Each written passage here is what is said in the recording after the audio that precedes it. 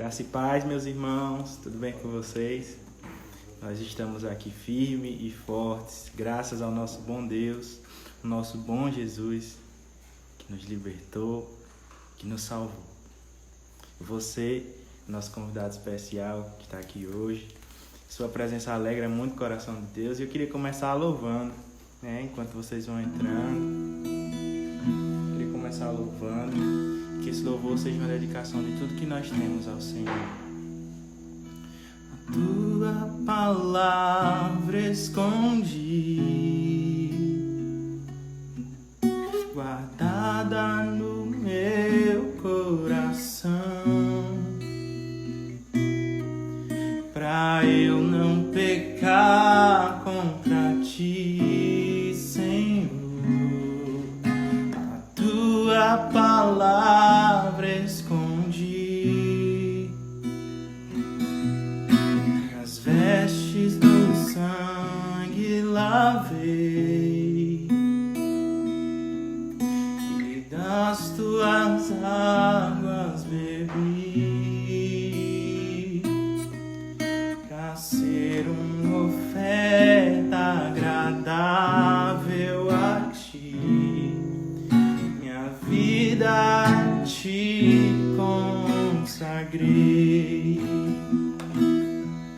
Meus dons e talentos são pra te servir, meus dons preciosos são teus. Não vejo razão da minha vida sem ti. Tu és meu Senhor e meu Deus. Assim como o fogo refina o ouro, vem tua obra em mim completa, até que o mundo possa ver tua glória em meu rosto brilhar. Tua palavra escondi, faz desse teu louvor também, guardada no meu coração, pra eu não pecar contra ti, Senhor. A tua palavra escondi, minhas vestes no sangue lavei, e das tuas águas bebi, pra ser uma oferta agradável a ti, minha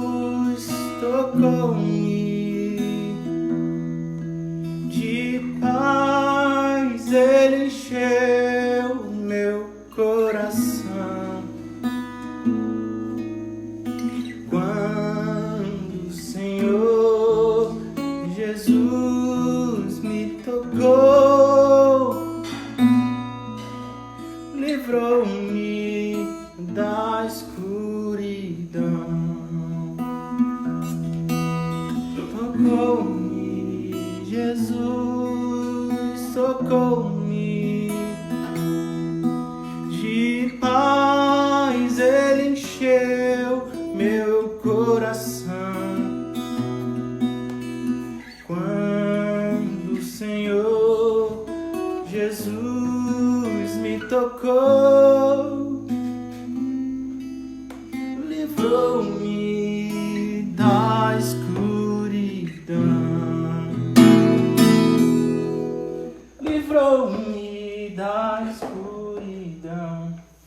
Graças e paz, meu amado, você que chega aqui, você que já conecta conosco, sua presença alegra o coração de Deus. E nós estamos muito felizes porque vocês estão nos acompanhando, porque vocês estão orando junto conosco, estão louvando. E eu queria dizer para você que está aqui, hoje é uma noite muito especial, né? Hoje é uma noite muito especial, nós estamos com um convidado muito especial também. Fernandes, já estou chamando ele aqui, vou colocar o fone.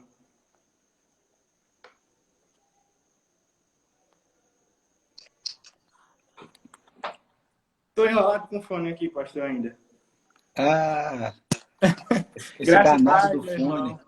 Graça e paz. Hoje eu volto sem fone, cara. Eu não tô sem paciência pro fone. Fica à vontade, mano. Queria dizer mais uma vez, você é bem-vindo aqui com a gente. Estou muito feliz de novo que eu posso contar com você, a gente, né? Você é um cara muito especial que a gente já ama muito. E, pastor, só queria dizer uma coisa antes de você começar. Sim, claro. Eu estava ouvindo esse louvor lá no quarto, lá em cima, e na voz de Eli Soares, muito bacana até, o álbum novo dele, Oferta Agradável a Ti, e eu comecei, cara, eu olhei para um sapato novo que eu comprei, chegou essa semana, e eu disse, cara, tô dentro de casa, mas eu acho que hoje eu tô me sentindo tão bem que eu vou vestir o sapato mais novo que eu tenho, com a minha mais nova que eu tenho, e o perfume mais novo que eu tenho. Porque, não sei, cara, comecei a sentir assim, uma alegria tão especial, e eu acho que isso é muito, muito peculiar, né? É muito único isso. Apesar da gente estar dentro de casa, eu me arrumei, coloquei um sapato aqui. Eu fiquei tão feliz, pastor, porque isso aconteceu comigo, sabe?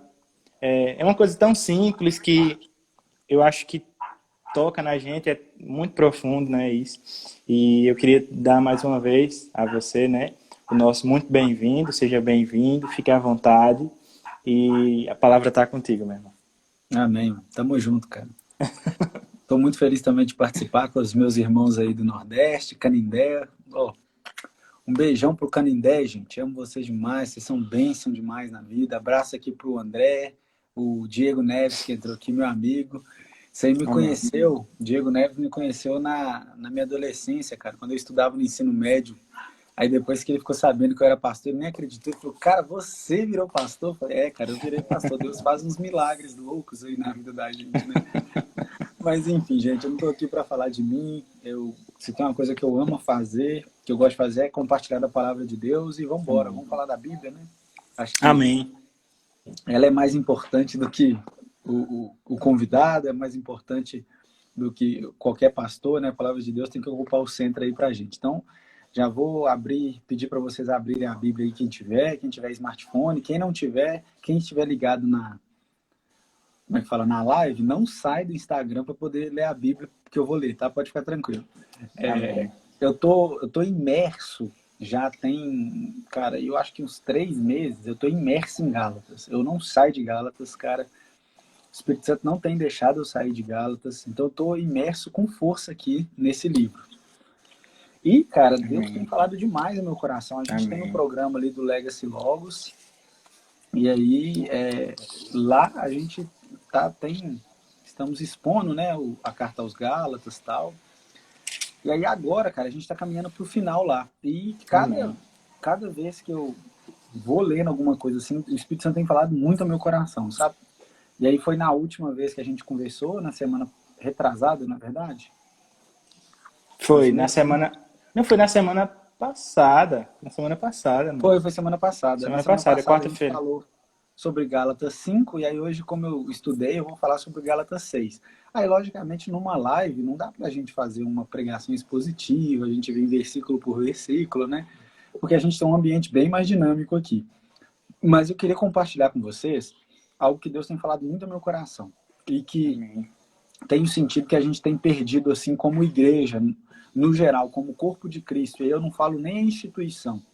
Então, já fazendo essa introdução, quando eu falar citar a igreja aqui, entenda a soma daqueles que foram lavados e remidos pelo sangue de Jesus. Independente de placa de instituição, se está um pouquinho afastado de instituição, estou falando de igreja no geral, de um comportamento da igreja mesmo, tá? Gálatas 6, no versículo 9, Paulo diz assim,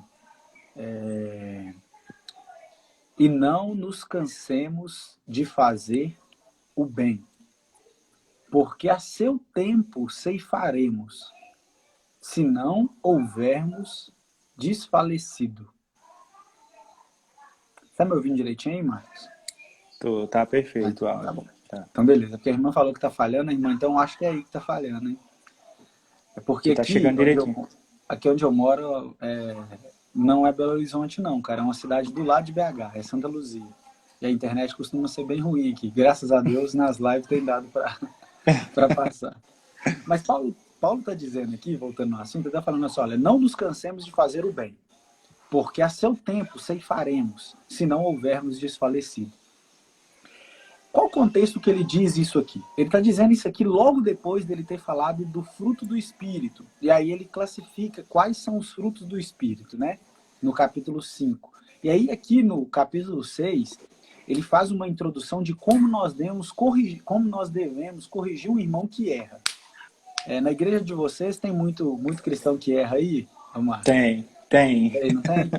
Então, Paulo está dando um conselho aqui de como corrigir o irmão que erra. Aí lá no versículo 1 ele fala assim que para corrigir o irmão que erra, nós temos que ser espirituais. Mas o que ele diz espirituais, a gente tem uma concepção errada geralmente. Porque quando eu pergunto às pessoas, o que é ser espiritual? Pessoal, aquela pessoa que tipo, vive em Nárnia, não é verdade? Fecha o olho, xerebecanta, labassura e aí vai. Mas o que Paulo está dando a concepção de ser espiritual é uma pessoa que gera o fruto do Espírito. Por quê? Cara, eu sou pastor e eu tenho sentimentos assim como cada um de vocês aqui. E aí vamos citar um exemplo aqui. O Marcos é a minha ovelha. Né, Marcos? Você se tornou minha ovelha agora virtual. E eu estou aconselhando. Falei, Marcos, não pode contar mentira, cara. Não pode mentir, não pode mentir, não pode mentir. Aí eu ensino ele aí 1 ano falando que não pode contar mentira. Aí depois de 1 ano que eu dedico o meu pastorado para cuidar dele, para ensinar ele a não mentir, ele vai e chega para mim e fala, pastor, não consegui mentir. Esse 1 ano inteiro que o senhor está me discipulando aí, eu estou mentindo. Se eu sou alguém, uma pessoa normal, o que vai acontecer comigo? Eu vou ficar com raiva, não vou? Sim. Eu vou ser tomado de ira, vou ser tomado de raiva, e a tendência é que eu maltrate o Marco. A tendência é que eu seja mal com ele, que eu seja duro com ele. Fala, cara, sai da minha frente, velho, eu vou te matar. Não quero saber. Você é um idiota. Eu falei pra você não mentir, você tá mentindo, que não sei o quê. E aí Paulo tá dizendo que só pode corrigir uma pessoa quem estiver de forma espiritual, quem tiver com o fruto do Espírito. Porque o fruto do Espírito é amor, o fruto do Espírito é domínio próprio, o fruto do Espírito é mansidão, é longanimidade. Então você vai saber se relacionar com o erro da pessoa. Você vai confrontar o erro sem matar aquela pessoa. E vai reestruturar ela, não é verdade? Então a gente precisa ter isso em mente. Então Paulo essa que é o contexto aqui do que Paulo está falando. E aí Paulo, após discorrer, ele vai falar um pouco de o que você, a lei da semeadura, né? Ele vai dizer o que você planta, é aquilo que você colhe, não tem como fugir. Você está plantando obras da carne, você vai fazer obras da carne, você está plantando o fruto do Espírito, você vai colher. E aí é o que é interessante, que Paulo ele diferencia quando ele vai falar do Espírito e quando ele vai falar da carne. Quando ele vai falar as características da carne, ele diz que a característica da carne são obras. Obra não é algo que construímos. Tipo, você constrói uma casa, por exemplo. Obras é algo que você faz, que você consegue, você mesmo consegue gerar. quando eu vou falar assim, cara, eu vou fazer uma obra lá em casa. Você não está entendendo que eu vou construir alguma coisa? Só que quando Paulo vai dizer do Espírito, ele não utiliza a palavra obra, cara. Ele podia falar assim, a obra do Espírito, porque é equivalente. Mas qual que é o termo que ele utiliza para falar do Espírito? É fruto. Ele não fala obra do Espírito, ele fala fruto do Espírito. Agora vamos imaginar uma árvore. Uma árvore força para gerar um fruto? A árvore, você vê ela lutando. O fruto é algo que é produzido artificialmente, que é construído? Não. O fruto é algo que é gerado. E a árvore, ela se beneficia do fruto? Na verdade, quem se beneficia do fruto é a pessoa. Porque a árvore não se beneficia do fruto. A árvore produz fruto para alimentar um animal, para alimentar uma pessoa, para alimentar a terra. Mas a árvore mesmo, ela não tem benefício nenhum por aquilo que ela está gerando. E aí é justamente esse o ponto que eu quero tratar aqui com vocês. Por quê? Paulo está dizendo, não nos cansemos de fazer o bem, porque a seu tempo nós ceifaremos, se não houvermos desfalecido. Nós fazemos o bem, nós precisamos praticar o bem. E aí tem um velho ditado que diz, faça o bem sem olhar a quem. Né? Faça o bem para todo mundo. Quando nós, geralmente aí no mundo, fora assim, do ambiente religioso, as pessoas elas tendem a fazer as obras, a fazer o bem, a praticar alguma coisa com um segundo interesse, na é verdade? Por exemplo, Omar, quando você me chamou para fazer a live, eu falei assim com você, você falou comigo, pastor, como que está a sua agenda aí no sábado? Dá para o senhor fazer a live com a gente? Aí eu falei assim, Marco, dá, mas eu preciso, cara, que você me garanta que eu vou ganhar 100 seguidores. Não foi assim que a gente combinou? Foi. Entendeu? E aí o Marco cumpriu com a palavra dele, isso na primeira live. Na segunda live ele falou assim, pastor, nós queremos repetir, foi muito bom. Eu falei, então, cara, agora eu vou precisar de um depósito de R$1.000 na minha conta. E aí o Marco foi lá e depositou, gente. Eu vou mostrar o extrato para vocês, o dinheiro já tá na conta já. Gente, eu tô brincando, viu? Isso é brincadeira, não aconteceu isso não. Mas, isso porque é uma relação entre irmãos cristãos. Se fosse entre uma relação profissional, uma relação fora daqui, logicamente as pessoas iam querer algo em troca. Ninguém faz nada de graça. Ninguém, por quê?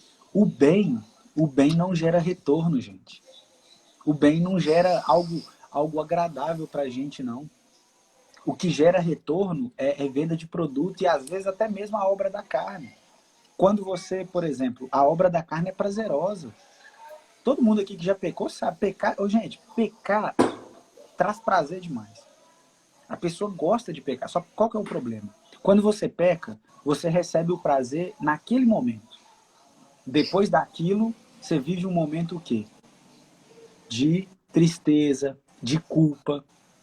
Quando você pratica o bem, você não recebe prazer, não recebe nada. O pagamento vai vir lá na eternidade, lá na frente que vem o pagamento. Então, o bem, ele não gera uma recompensa, pelo menos imediata, temporal. Então, o bem pode parecer, você fazer o bem para alguém pode parecer algo assim desnecessário. Por exemplo, doar uma cesta básica. Pega uma cesta básica e doa para uma pessoa. O que isso vai te retribuir para você? Nada. Você está tomando um prejuízo, você está tirando dinheiro do seu bolso, você está comprando uma cesta básica ou comprando produtos que compõem a cesta básica e você está dando para uma outra pessoa. E às vezes, fazer o bem cansa, porque você não recebe retribuição pelo bem que você faz. Você está fazendo bem o tempo todo e você está tomando só lapada, né? Vocês utilizam a palavra lapada, né? Lapada. Lapada na costela. Você está tomando só lapada na costela. Você está só o couro comendo. Vamos dar exemplos de grandes homens aqui. Um cara que assim, eu amo muito de coração, gosto muito de estudar a respeito dele. Martin Luther King. Não é um ícone? Um ícone da paz, um cara que lutou por justiça. O que ele recebeu pelo bem que ele fez?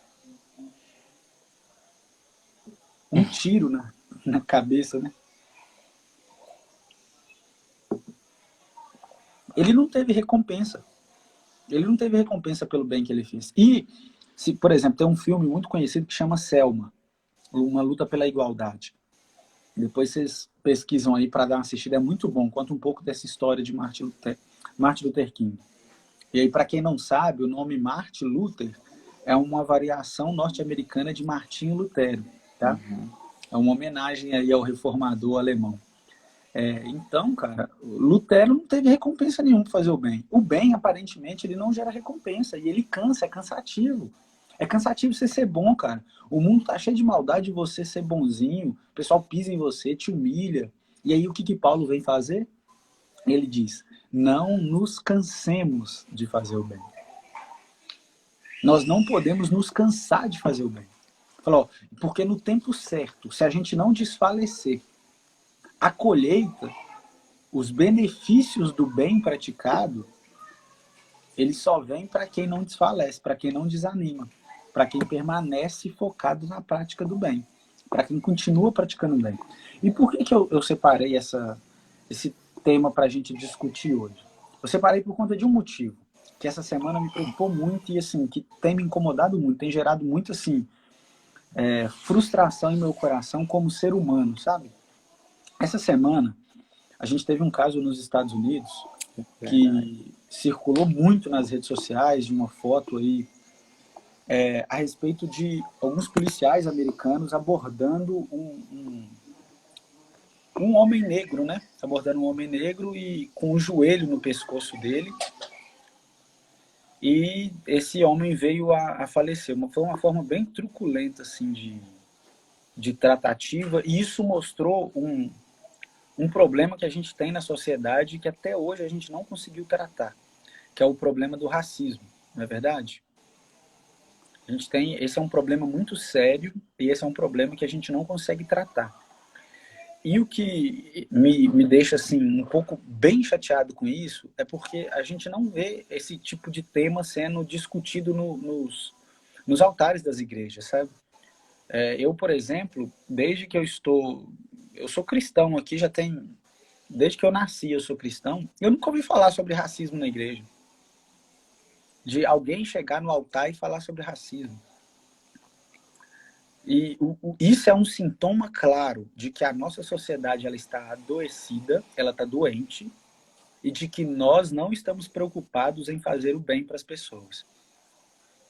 Porque quem está preocupado em fazer o bem, ela não se preocupa com a diferença, porque aquilo que nos une é maior do que aquilo que nos separa.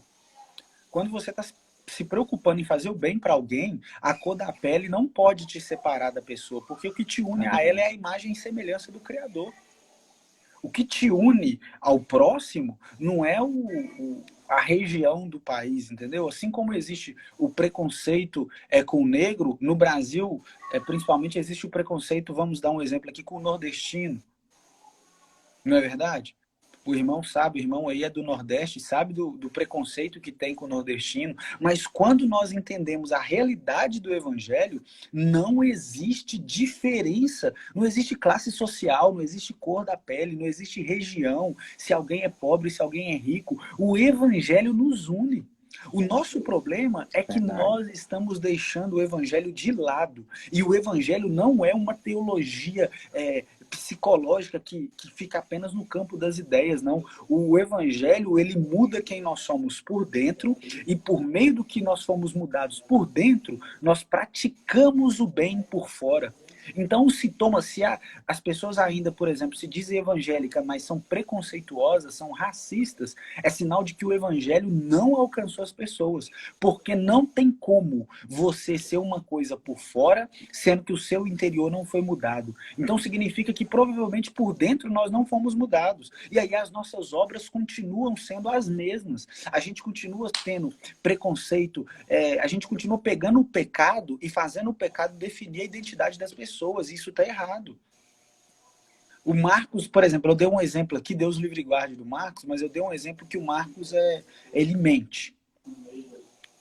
E aí o que eu faço? Eu começo a tratar o Marcos pelo pecado dele, não pela identidade dele. Eu começo a falar, o Marcos é mentiroso. E nós temos que parar com isso. O pecado tem cegado a gente tem tratar da pessoa pelo pecado. E isso tem surgido vários tipos de preconceito, por exemplo, homofobia. Gente, eu não concordo com a homossexualidade. Para mim é um distúrbio comportamental. Mas isso não me dá direito de ser preconceituoso com quem sofre com esse problema.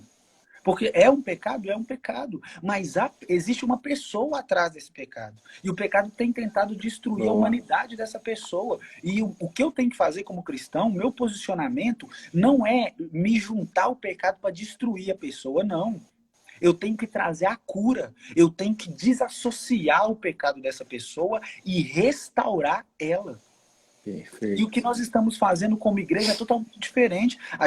Nós estamos, parece que, nos unindo ao pecado e tentando destruir as pessoas, mas não. As pessoas que importam. As pessoas não podem ser destruídas. Quem destrói pessoas é o pecado. O que o evangelho faz é restaurar pessoas. O que o evangelho faz é reconstruir biografias. Aquilo que o pecado destruiu, aquilo que o pecado jogou por terra, o evangelho vem para reconstruir, vem para fazer renascer, vem para fazer crescer de novo. É por isso que geralmente as pessoas procuram a igreja quando estão totalmente em uma vida desgraçada, em uma vida de terra arrasada. Por quê? Porque na igreja as pessoas não estão interessadas na quantidade de dinheiro que elas têm no bolso. Porque na igreja as pessoas não estão interessadas na quantidade de relacionamentos que deram errado. Na igreja a pessoa recebe Cristo igual qualquer um recebe. Então, veja bem, se você está hoje, se você se diz cristão, você precisa se levantar contra o racismo. Se você se diz cristão, você precisa se posicionar contra a homofobia. Se você é cristão, você precisa se posicionar contra os pecados discriminatórios. Porque quem nos une é Cristo. Não é a cor da pele que vai fazer diferença, não é a quantidade de dinheiro que tem no bolso. Meu querido e minha querida, não se canse de fazer o bem. Parece que a gente tem cansado, parece que o bem tem fadigado a gente, parece que tem pesado. Às vezes a gente fala assim, qual que é o custo-benefício disso? Mas não tem, o que é em jogo é salvação. Eu não vou discutir se é a questão de salvação entre fazer uma boa obra ou não. Imagina você vai ficar agora, a partir disso, você quer viver uma vida de qualquer jeito, e você está falando de salvação. Gente, a vida eterna é muito tempo. Ô, Marco, quanto tempo que uma pessoa vive, mais ou menos? Assim, joga aí pro alto aí que você acha. Porque eu não faço nem... Eu acho que dá entre aí 90 anos de idade, não é uma idade boa de viver? 90, 92. E quando se chega, né, hoje, quando se Vamos colocar chega. entre 90 e 95. Uma pessoa consegue viver. Você sabe quanto que é a eternidade?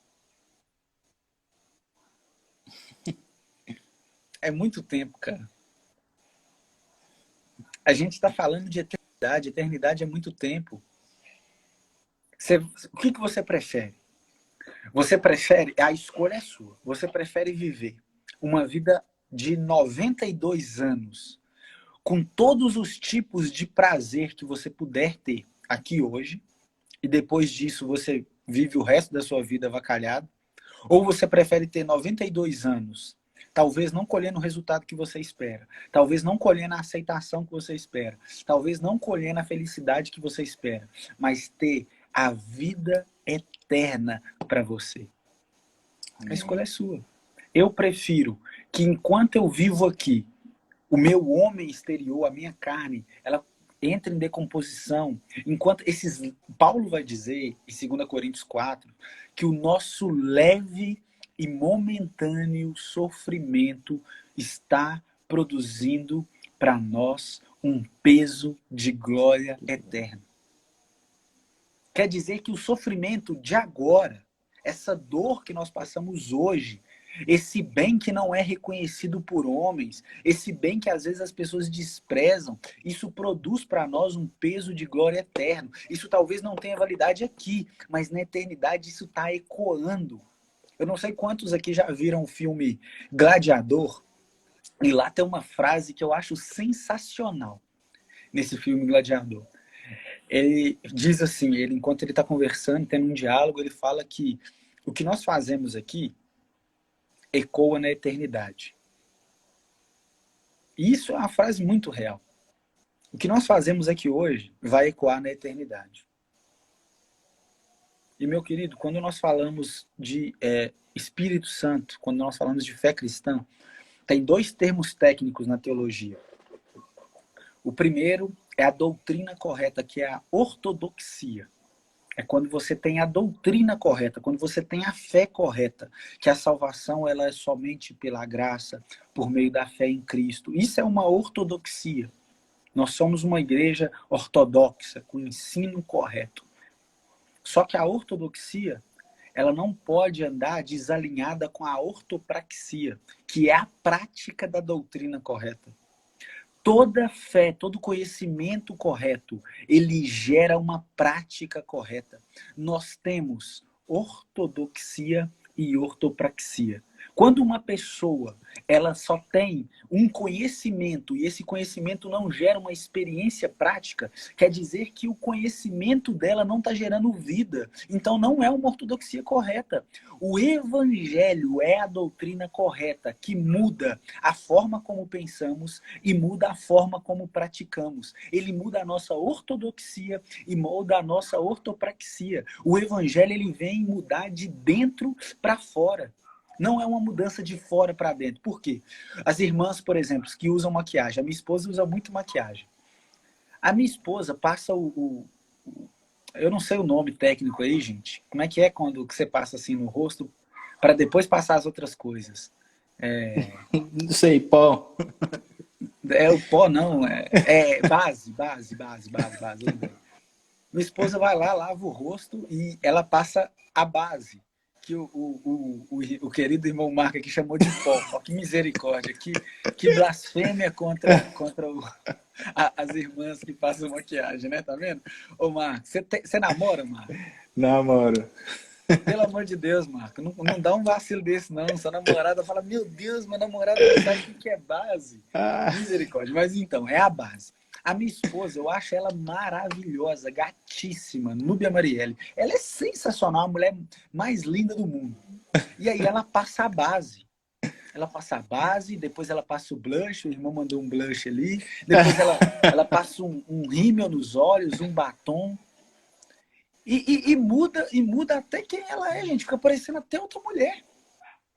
Mas isso, a maquiagem, ela tá mudando aqui, ó, esteticamente. No interior dela, no coração, ela continua a mesma mulher. O blush, a base dela, independente de ser rosa, laranja, verde, não tem poderes mágicos de mudar o coração dela. Não tem poder mágico de mudar o coração dela. A minha esposa, ela tinha, até o ano passado, ela tinha um cabelão bonito, assim, até na cintura, cara. E aí, um dia lá na TPM dela, ela cortou o cabelo. E aí ela cortou o cabelo bem curtinho até aqui. Eu até gostei, ficou bem bonito. Mas sabe uma coisa interessante? O corte de cabelo dela não mudou o coração dela. Ela continuou com o mesmo coração. O que é feito do lado de fora não tem poder para mudar quem nós somos. Então, às vezes, você vê um irmãozinho, por exemplo, na igreja, ele tá doando cesta básica, ele tá fazendo um monte de coisa, mas, meu querido, o que nós temos que preocupar não é com o que está acontecendo do lado de fora. Nós temos que preocupar com o que está acontecendo do lado de dentro.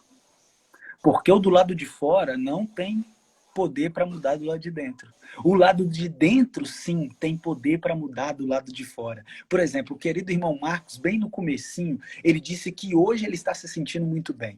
E que ele comprou um tênis novo e ele colocou o tênis novo para poder participar dessa live. Inclusive, a gente nem tá vendo o tênis novo dele.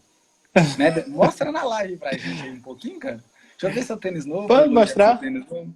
Deixa eu ver. Lá, gente. Foi um tênis que eu comprei para fazer caminhada. A minha desculpa para não fazer caminhada, assim, eu tô acima do peso, é que eu não tinha um tênis bom para fazer caminhada. Eu comprei. Aí, glória a Deus. Comprou um tênis novo para fazer uma caminhada. E olha só, esse tênis novo que ele comprou. Mas ele colocou o tênis no pé agora, sendo que ninguém vai ver esse tênis dele. Ele tá dentro de casa. A gente só viu porque eu pedi ele para mostrar, mas ninguém tá vendo. Mas sabe o que isso significa? É que ele tá bem aqui dentro. E quando a gente tá bem por dentro, você não precisa ser reconhecido pelas pessoas. Quando você está estabilizado por dentro, você não precisa se mostrar para as pessoas. O problema é que hoje nós somos uma geração preocupada com a estética. A gente quer agradar as pessoas. E isso tem gerado dois tipos de pessoas. Isso tem gerado pessoas com um ego inflado e que machuca as pessoas, e isso tem gerado pessoas com baixa autoestima, que foram feridas porque entendem que não atenderam a expectativa das pessoas. E aí, deixa eu te falar, meu querido, se você tem o ego inflado, o Tim Keller diz que o ego é um balão, que ele é cheio de ar. Balão é cheio de nada, é vazio. Então o ego não tem sentido, o ego é vazio. Você ser cheio de ego, você ser egocêntrico, é você ser uma pessoa vazia. Uma pessoa que se encheu de nada. E o crescimento provocado pelo ego não é um crescimento, é um inchaço. O ego te incha, mas não gera um crescimento saudável. Gera inchaço, inchaço gera dor, inchaço gera incômodo, inchaço gera desconforto. E aí você se torna uma pessoa ferida. Porque para você, todo mundo é uma ameaça. Todo mundo que quer falar alguma coisa contra você está te ameaçando. Porque você entendeu que você está vivendo esteticamente. E o outro contraponto é a baixa autoestima. De que você se coloca num estado de miserabilidade mental tão grande que você acha que a todo momento você tem que agradar as pessoas. E você não consegue agradar as pessoas na sua cabeça. E aí você vive num estado de que nada é bom o suficiente, que você está sempre numa desgraceira de vida. Uma vida desprovida da graça de Deus. Uma vida sem beleza. Uma vida sem enfeite. Mas sabe o que é isso? São pessoas que precisam ter algo aqui dentro. Porque não é de fora para dentro. É de dentro para fora. E aí, quando você muda de dentro para fora, você não se cansa de fazer o bem. O bem para você não é para alcançar seguidores, não é para alcançar likes, não é para nada. Você está fazendo bem porque o bem está dentro de você. E qual que é o bem que está dentro de você? O Espírito Santo de Deus. Quando o Espírito Santo de Deus está dentro de nós, meu querido, as coisas mudam e fluem de forma extraordinária. De forma extraordinária. E é por isso que me preocupa de ver uma igreja tão indiferente, de ver uma igreja que caminha tão no automático, uma igreja que não está preocupada em fazer o bem para as pessoas, uma igreja que não está preocupada em fazer as boas obras, e quando faz como campanha publicitária. Nós precisamos mais de essência e menos estética. Nós precisamos mais de essência e menos estética. E essa quarentena, esse período de isolamento, tem mostrado para a gente de o quanto os nossos cultos são performáticos e as nossas casas são vazias. Nossa. Tudo que acontece no culto, eu me atrevo a dizer que a maioria das vezes foram mentiras. Pessoas com mãos levantadas, chorando, mas quando chegava em casa, era um vazio, um desterro de deserto sentimental. E essa quarentena é Deus dizendo pra gente, para de querer ser alguém na igreja que você não é dentro de você mesmo. A mudança tem que vir de dentro para fora. Porque se você for transformado por dentro, se os quartos escuros da sua alma forem iluminados pelo poder do evangelho, tudo à sua volta vai mudar, meu querido, minha querida. A sua casa, ela vai ser transformada, as pessoas que estão em volta de você vai ser transformada, a sua igreja vai ser transformada. Amém. Amém. É assim que nós temos que caminhar. A gente não pode inverter essa ótica, não. Eu atendi um jovem, um pouco antes da quarentena, que eu fui na casa dele visitar o pai dele, a mãe dele que estava doente. E aí, dentro dessa visita, a gente chegou lá e eu falei com ele. Falei assim, ô filho e tal. E aí o pai dele virou e falou assim, e esse rapaz, ele é velho de igreja, ele já está na igreja tem muitos anos. Ele virou, o pai dele falou assim, ô meu filho, pega um copo d'água para mim. E assim, isso comigo lá, que sou pastor dele, ele virou pro pai dele e falou assim, pai, eu vou falar bem manso aqui, né? Mas ele não disse assim, ele falou assim, pai, o senhor tem duas pernas, dois braços, levanta e pega. Não vou pegar nada para você, não. E aí, aquilo me incomodou demais na hora que ele falou isso. Porque eu falei, cara, ele não tem respeito com os pais dele dentro de casa e com uma pessoa de fora, que sou eu, um pastor que estava lá. Se ele não demonstrou respeito para o pai dele na minha frente, o que ele não faz com o pai dele, os pais dele longe de mim? E isso com a mãe dele doente. Então depois eu chamei ele e falei assim, olha filho, deixa eu te falar. A primeira pessoa que tem que ser afetada pelo evangelho que você vive são os seus pais. Sabe por quê, Marco? Não adianta nada, cara. Eu na igreja, eu fazer fogo descer na igreja. Entendeu? Eu fazer as pessoas chorarem na igreja. Aí quando eu entro aqui dentro de casa com a minha esposa, eu bato nela. Eu violento ela.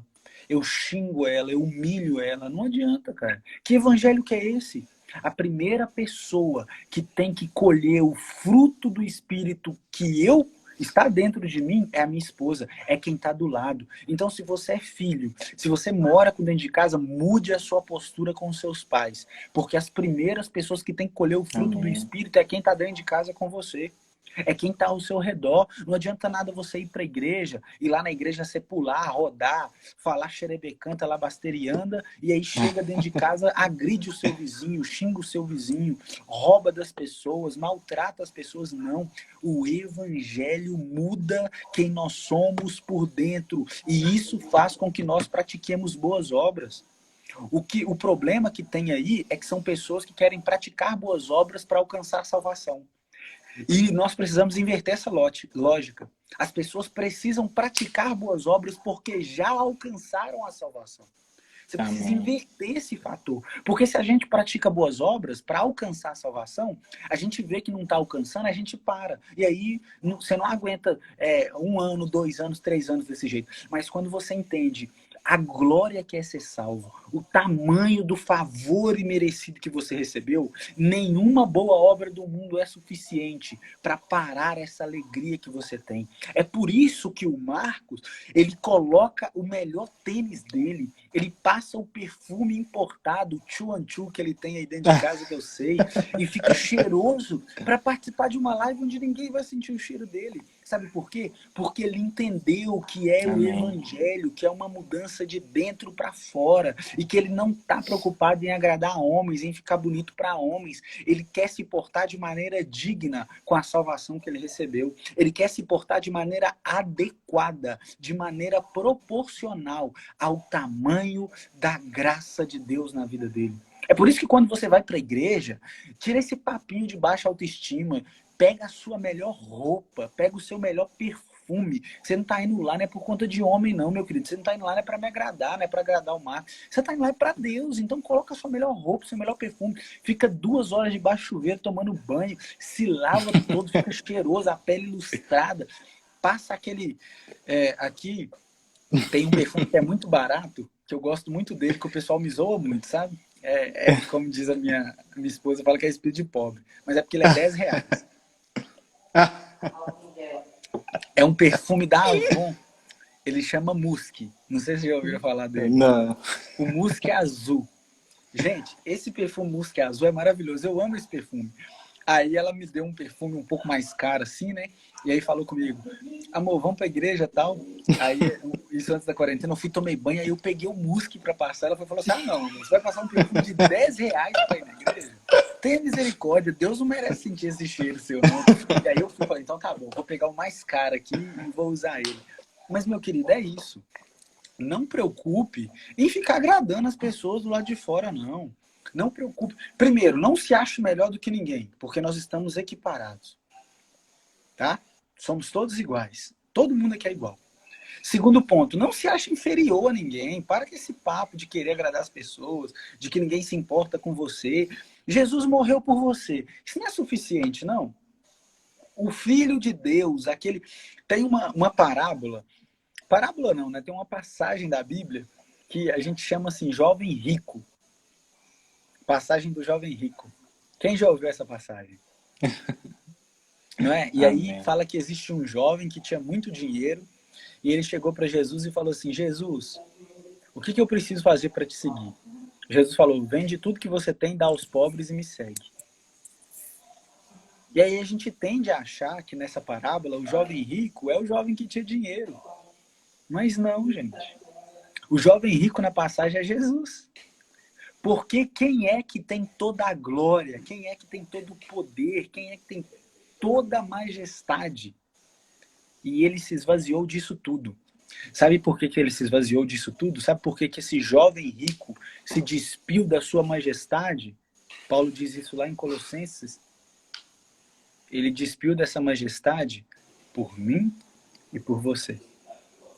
O jovem rico entregou tudo o que tinha e se tornou um miserável, e se tornou um mendigo para fazer de verdadeiros mendigos como eu e você, co-herdeiros de toda a majestade. Aleluia.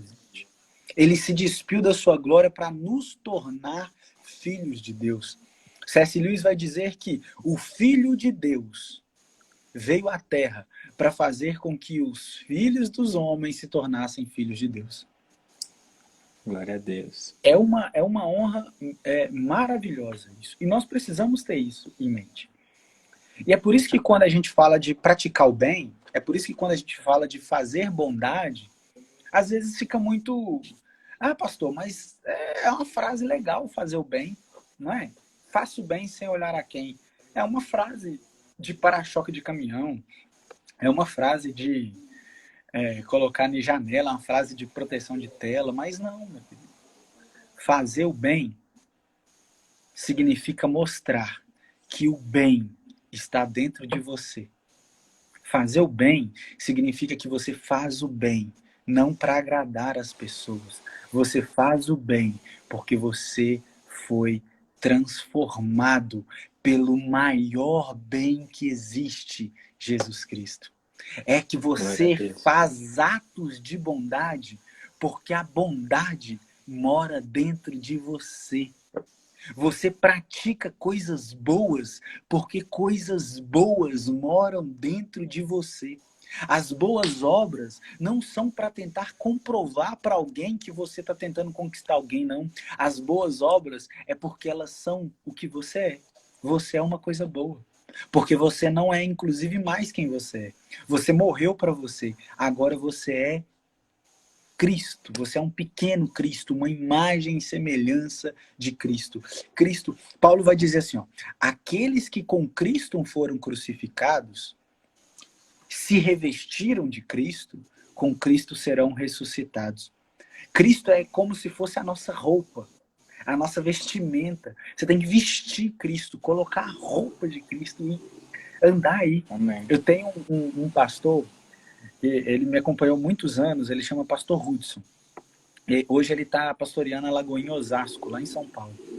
E aí ele falava sempre comigo assim, ele falou, Isaías, Cristo tem um perfume, cara. Cristo tem um perfume. E quando você passa e você sente o cheiro de Cristo, é um cheiro agradável, é um cheiro gostoso. E a nossa função é espalhar o cheiro de Cristo por esse mundo. As pessoas precisam sentir esse cheiro de Cristo que a gente sente. É uma coisa maravilhosa quando você está na presença de Deus. É uma coisa que não tem explicação, gente. É um cheiro agradável, uma sensação assim agradável. Cristo é isso, nós precisamos espalhar ele. Então, para a gente finalizar agora, caminhar para o final. Espero que Deus tenha falado muito ao seu coração, mas para caminhar para o final, tá? Eu quero voltar um pouquinho aqui, lá no versículo 3. Versículo 2, na verdade, versículo 2 de Gálatas. Que Paulo vai dizer assim no versículo 2 de Gálatas. Levai as cargas uns dos outros, assim cumprirei a lei de Cristo. Mas aí no versículo 5, Paulo vai dizer, porque cada qual levará a sua própria carga. E aí você pergunta, mas como que Paulo fala no versículo 2, que é para eu levar a carga uns dos outros, e no versículo 5 ele fala que cada um tem que levar a sua carga? É meio que incompatível. Mas o que Paulo está querendo dizer, eu quero exemplificar aqui agora, já mais caminhando para o final, é o seguinte, meu querido. Quando você pratica o bem, você tem que entender que cada pessoa tem responsabilidade. O Marco, ele tem coisas que ele passa na vida dele que eu não posso passar por ele. Tem coisas na vida dele que são experiências que Deus está fazendo ele passar para forjar o caráter dele. Então, as experiências que você vive são suas experiências. Não terceirize para ninguém. Ninguém pode passar o que você está passando. É você quem tem que passar. É você que tem que sofrer isso que você está sofrendo. É você que tem que chorar isso que você está chorando. Porque a carga é sua. A carga é sua. Mas eu como cristão, Marco como cristão, nós temos obrigação de auxiliar você a carregar a sua carga. A auxiliar você a levar esse fardo. E aí tem uma trilogia de filme que é O Senhor dos Anéis, que eu gosto muito dessa trilogia. Não sei se você já viu, Marcos, já teve a oportunidade de ver? Já. No terceiro filme do Senhor dos Anéis, nós temos o Frodo, que ele que é o responsável por destruir o anel. Então ele está carregando o anel, está subindo a montanha para ir lá destruir o anel na montanha. Só que o anel, ele corrompe ele, né? O anel deixa ele fraco, o anel faz ele ter distúrbios mentais. E aí, em um certo momento, o Sam, olhando para ele, vê que ele está com o anel e vira e fala assim para ele, olha, eu não posso carregar o anel, porque o fardo do anel, quem tem que carregar é você. Eu não posso carregar para você o anel. Só que ele faz algo maravilhoso que para mim é o ápice do filme. Eu chego a arrepiar aqui. Ó. Ele fala assim, embora eu não possa carregar o anel, que é o seu fardo, eu posso carregar você. E ele coloca o Frodo como que vocês chamam aqui? Aqui em Minas é carcunda. Na Carcunda, é isso mesmo. Na carcunda, então. Coloca ele na carcunda, colocou ele aqui na carcunda e subiu toda a montanha com ele na carcunda. Até o topo da montanha para o anel ser destruído. O que nós precisamos fazer é isso. Nós precisamos entender que, embora cada um tenha o seu fardo, a bondade é pegar o irmão no colo, se necessário, e ajudar ele a chegar no final. Porque a eternidade não é uma corrida ao qual vence quem chega primeiro. A eternidade é o encontro da noiva com o noivo. É o encontro daqueles que foram lavados e remidos pelo sangue de Jesus com o noivo. A igreja só faz sentido se eu chegar junto com você. Porque eu sozinho não sou igreja. Eu e você somos igreja. Eu, você e mais um e outro e outro. A igreja é plural. Então nós precisamos chegar juntos e chegar de mãos dadas e chegar um carregando o outro na medida da sua dificuldade. A minha riqueza precisa suprir a sua pobreza. A sua riqueza precisa suprir a minha pobreza. Porque afinal ninguém tem tudo. Eu talvez seja alegre, o Marco triste, então eu pego a minha felicidade, a minha alegria e empresto para alegrar a vida dele. Às vezes eu seja pobre, o Marco rico, ele pega um pouco do dinheiro dele e abençoa a minha vida. E assim a gente vai compartilhando. Pobreza não é só dinheiro, existem vários níveis de pobreza. Então nós precisamos suprir as necessidades uns dos outros em amor, porque o amor é o vínculo da perfeição. O amor não é um sentimento, o amor é uma pessoa, o amor é Jesus Cristo. Amém? Amém. Mano, é basicamente isso que eu tinha preparado. Estou aqui com as anotações no notebook aqui. Finalizei o sermãozinho, espero que o pessoal tenha gostado. Fiz com muito amor para vocês, eu acredito que Deus tem falado muito ao meu coração nessa quarentena. Eu fico honrado de poder compartilhar do Evangelho nesse período de quarentena. E espero poder também ter auxiliado vocês de alguma forma ter edificado aí a vida de vocês, não é verdade? Me sinto muito útil com essa oportunidade de pregar, né? Amém, pastor. Só queria mais uma vez expressar a minha gratidão a gente aqui da família pastoral ficou muito feliz, pastor, de poder contar contigo. E poucas pessoas fariam isso, né? Aceitariam com amor, aceitariam de bom grado. E, gente, para vocês aqui, e agora eu quero externar isso, para vocês que estão vendo, o pastor Isaías, né? Um cara simples, o coração dele, eu já consigo ver, o coração dele é do tamanho do mundo, né? Coração bem grandão. É um pastor muito gente boa. E, assim, quando eu conheci ele, eu já tive aquela alegria no coração, como se a gente fosse amigo já desde muito tempo, que a gente já tivesse se encontrado outras vezes. E ele foi uma pessoa muito especial, né, nesse processo. E para vocês que estão aqui acompanhando a gente, né, quem, quem, quem no mundo sem conhecer o ministério um ministério de uma igreja, sem conhecer de verdade quem é a pessoa, aceitaria vir ministrar numa live duas vezes? Duas vezes, né? Ou seja, passou 2 horas aqui com a gente, em 2 dias, na quarta-feira, semana passada e hoje. Quem no mundo aceitaria fazer isso se não é o amor de Cristo que une, né? Então, você que está acompanhando a gente, você que está acompanhando a gente, está nos assistindo, ora pela vida do pastor também. Aí, ó, a Núbia Marielle, que entrou aí agora, essa aí que é minha esposa, tá, gente? Um Ela entrou abraço, aí, ó. Núbia. Essa Um mulher abraço, Núbia. abençoada, varoa de Deus. Seu marido é uma bênção, pastor. Pastor, a gente lamenta muito de não poder ter esse contato mais próximo, né? Como você falou, você é uma pessoa de abraçar. Eu também sou essa pessoa assim, né? Que gosta de abraço, que gosta de topar, assim. E eu tenho muita esperança, pastor, que a gente possa estar um dia junto aqui, todo mundo. A gente possa estar compartilhando, né? Do mesmo teto, possa estar compartilhando, né? Da mesma presença, assim, no mesmo lugar, no mesmo espaço físico. Você foi uma bênção para a gente, sua palavra foi uma bênção. Estou vendo os comentários positivos. Isso é muito bom, pastor, né? De saber de que a nossa família, né, não se limita só a Canindé, né? Ao sertão. Ela está aí também em BH. Você falou que é onde a cidade, perto de BH? Como é o nome da cidade? Não, na verdade, eu congrego em Belo Horizonte, né? Que é a Lagoinha Matriz, mas eu moro mesmo em Santa Luzia, a Santa dos Olhos. Misericórdia. Vai É, fazer o sinal da cruz aqui. é pertinho, né? É do lado, é região metropolitana. Pastor, você falou na última live que começou estudando direito e tal. Você é advogado?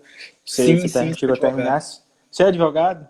Sou advogado. Eu não sou pastor integral, cara.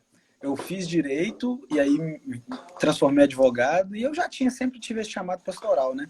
E aí eu estudei Amém. teologia também e aí tem 3 anos que eu sou pastor. Aí eu desenvolvo esse trabalho paralelo, né? Tipo, sou advogado e pastor ao mesmo tempo. Marido e o que mais tiver aí para ser. Amém, meu irmão. Foi uma bênção, foi um tempo muito precioso, né? Mais uma vez eu quero te agradecer. Quero agradecer a todo mundo que Amém. acompanhou, a gente que compartilhou, né? O pastor, você foi o único assim que trouxe, que mostrou essa alegria de estar com a gente, né? De mesmo sem Amém, amém. conhecer, assim, muita gente já participou, muita gente boa, muito homem de Deus, e você foi uma pessoa que mostrou assim essa alegria pra gente. Vocês que não sabem, vocês estão vendo aquele vídeo no vídeo do rock, do, do convite, né, que tinha lá, a Igreja Batista Betel, tinha o horário da live, tinha o Instagram, né, foi o próprio Isaías que mandou para mim, o próprio pastor. Então, isso são coisas, pequenas coisas que a gente vai vendo, né, também eu vejo isso aí, a simplicidade, pastor, uma simplicidade muito grande no seu coração. E mais uma vez te agradecer Amém, e Jeff. mandar um beijão pra galera aí, né? Pra galera da Lagoinha também, da Matriz. A gente admira muito aqui, pastor Márcio, os outros pastores Lucinho, o pastor Sosmaia, que esteve com a gente também. Muito bom.